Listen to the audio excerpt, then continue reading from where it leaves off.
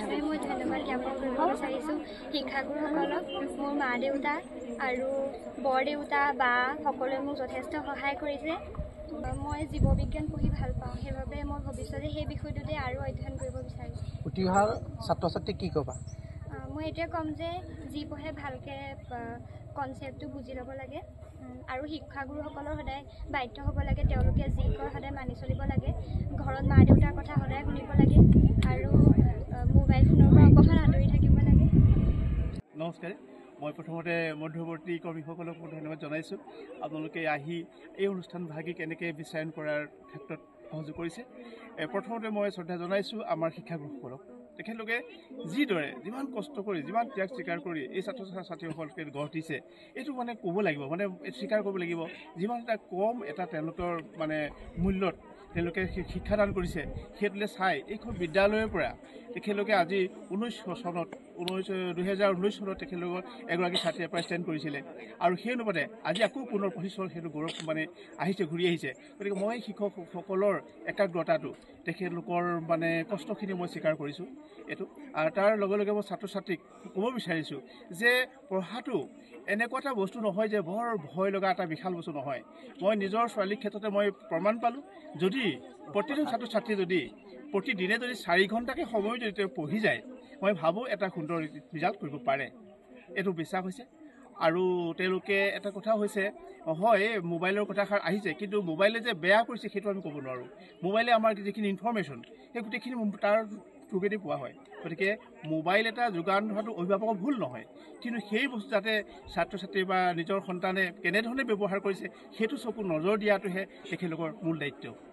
গতিকে সেইটো দিব লাগিব। আমি দেখিছোঁ এখন বিদ্যালয়ৰ পৰাই এজন ছাত্ৰই মাত্ৰ এটা মোবাইলৰ সহায়তে তেওঁ চিট পালে ন, আপোনাৰ নৃত্যতে গতিকে পাই গৈছে। গতিকে এই ধৰণৰ কথাবিলাক, গতিকে আমি সেইটো কৈছোঁ অভিভাৱকসকলক, বৰ ল'ৰা ছোৱালীক কঠোৰ এটা শাসন কৰি মোবাইল নুচুবা আমুক নগৈ এটা, এই কথাটো এটা মই বৰ মানে ভাল নাপাওঁ, মানে পচন্দ নকৰোঁ। গতিকে সেইখিনি মাত্ৰ আপোনালোকে শাসন কৰিব। শাসন এনেকুৱাও নহয় যে যিটো খঙৰ শাসন। মই নিজৰ ল'ৰা ছোৱালীৰ ক্ষেত্ৰত আজিলৈকে মই নাম কাঢ়ি নামাতোঁ, মৰমে মাতোঁ, আৰু সেই মৰমৰ ফলস্বৰূপে তেওঁলোকে এটা মৰমৰ এটা মানে সুখৰ বাৰ্তা আমাক দিছে বুলি মই ধাৰণা কৰিছোঁ। ল'ৰা ছোৱালীক যে গালি পাৰিলে, খং কৰিলে এনেকৈ ধৰণে নহয়। আৰু এটা মই অনুৰোধ জনাইছোঁ, মই চিকিৎসা বিভাগৰ এজন কৰ্মী হিচাপে জনাইছোঁ যে টোপনি ক্ষতি কৰি আমাক প্ৰতিজন মানুহক আমাৰ 8 ঘণ্টা সময় জিৰণি লাগে, কিন্তু আমি যদি ল'ৰা ছোৱালীক ভালদৰে পঢ়িব লাগিব, ভালদৰে ভাল ৰিজাল্ট কৰিব লাগিব, ভাল পাৰ্চেণ্ট পাব লাগিব, এনেকৈ বুলি কৈ যদি তেওঁলোকক যদি এটা বেলেগ ধৰণৰ এটা মানে আমি কনচেপ্ট মানে তেওঁলোকক মগজত সোমোৱাই দিওঁ, তেওঁলোকে কৰিব কি, দেহালৈ নাচায়, কষ্ট কৰি টোপনি ক্ষতি কৰি, যেতিয়া টোপনি ক্ষতি কৰি দিব তেতিয়া আমাৰ ব্ৰেইনৰ বহুত চেল মানে লষ্ট হয়। তাৰ বিনিময়ত আমাৰ কি হৈছে, মেমৰিটো কমি যায়।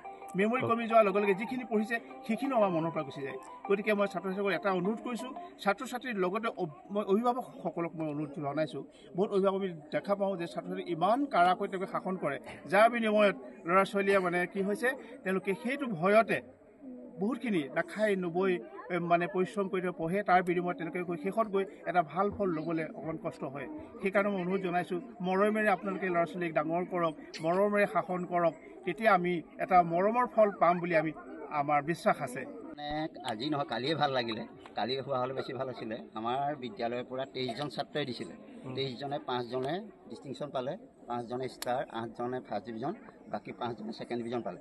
তাৰ ভিতৰত এই অচিত বিকাশে শিৱসাগৰ জিলাৰ ভিতৰত প্ৰথম হৈছে আৰু মই ক'লোৱে 580 নম্বৰ পায় 97% নম্বৰলৈ উত্তীৰ্ণ হৈছে। বাকী ডিষ্টিংশ্যন পোৱাও আছে। মই সকলোলৈকে আমাৰ বিদ্যালয়ৰ পৰিয়ালৰ হৈ মই তেওঁলোকক ধন্যবাদ জনাইছোঁ। আৰু আমাৰ বিশেষকৈ স্কুলখন দেখিছে আপোনালোকে, ভগা চিগা, কথাতে কয় নহয় বোলে ফটা কথা থোন থাকে, আমাৰ তেনেকুৱা। আমাৰ শিক্ষকসকলে বহুত কষ্ট কৰে, মানে কিমান কষ্ট কৰে মানে গাৰ্জেণ্টে সেইটো মানে অনুভৱ কৰি এতিয়া কিছুমানে কৰিছে, কিন্তু কিছুমানে বাহিৰত বেলেগ ধৰণে কয়। কিন্তু সেই কথাটো যাতে তেওঁলোকে ভিতৰলৈ আহি আমাৰ লগত শিক্ষকসকলৰ লগত আলোচনা কৰি বস্তুটো আমাৰ ছাত্ৰ ছাত্ৰীসকলক আমি কেনেকৈ আগুৱাই নিব পাৰোঁ, আৰু যাতে আমাৰ ইয়াতকৈ ভাল ৰিজাল্ট হয়। আমাৰ 2019 চনত এগৰাকী ষ্টেণ্ড কৰিছিলে, তাৰপিছতে আমাৰ 2025 চনত আকৌ পুনৰাবৃত্তি হৈছে। আৰু আমাৰ আশা আছে ইয়াৰ পিছতো ছাত্ৰ ছাত্ৰীসকল আছে, তেওঁলোকে আৰু ভাল ৰিজাল্ট কৰিব। মই ইয়াকে কৈ